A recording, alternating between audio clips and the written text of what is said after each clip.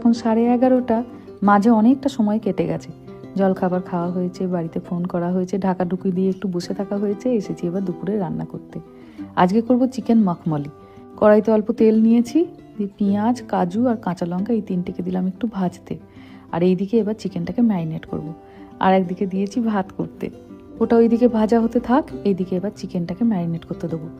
আদা রসুন বাটা দিলাম, একটুখানি দিলাম টক দই, কারণ এখানে টমেটোর ব্যবহার করব না তো, তাই টকটা টক দই দিয়েই হবে।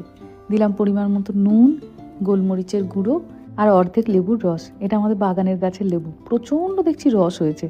ব্যাস, এবার ভালো করে মাখিয়ে খানিকক্ষণ এটাকে রেখে দেবো।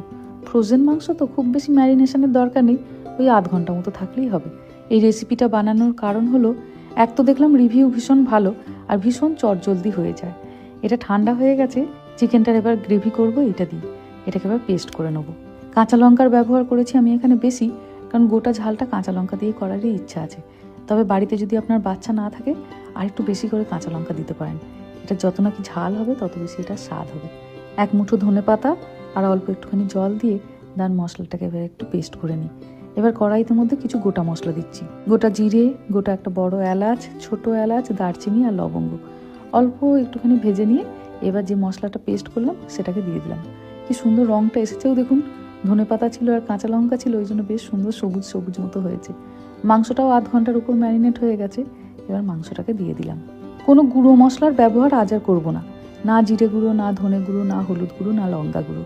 শুধু যোগ করবো একটু কসুরি মেথি, তবে এখন না, মশলাটা খানিকটা কষাক তারপরে। প্রায় আধ ঘন্টা মতো চিকেনটাকে কষানো হয়েছে। রঙটাও কি সুন্দর এসেছে দেখুন। এবার দিলাম ওপর থেকে একটু গরম মশলা আর খানিকটা কসুরি মেথি। ব্যাস, রান্না আমাদের প্রায় শেষ। এত ভালো গন্ধটা উঠেছে, একদম ঘরটা মোমো করছে। হয়ে গেলেই মেহার বাবাকে খেতে দেবো। সে সকাল থেকে আজ সেই যে মিটিংয়ে বসেছে, এখনও অবধি সে ব্রেকফাস্ট করারও সময় পায়নি। তো এই জন্য তাড়াতাড়ি আরও চিকেনটা করলাম। দুটো তাড়াতাড়ি করে এবার রুটি সেঁকবো, নেমে এলেই খেতে দিয়ে দেবো। আর রান্নাটা হয়ে গেল মানে আরেকটাও শান্তি। একটু পরে রামা আসবে, তারপর মেহা আসবে। তো ব্যাস, একটা বড় নিশ্চিন্ত, বাচ্চারা আসার আগে খাবার তৈরি হয়ে গেছে। ওপর থেকে কটা কাঁচা লঙ্কা দিয়ে দিলাম, ঝালটা যদি কম হয় আলাদা করে আমরা নিয়ে নেবো।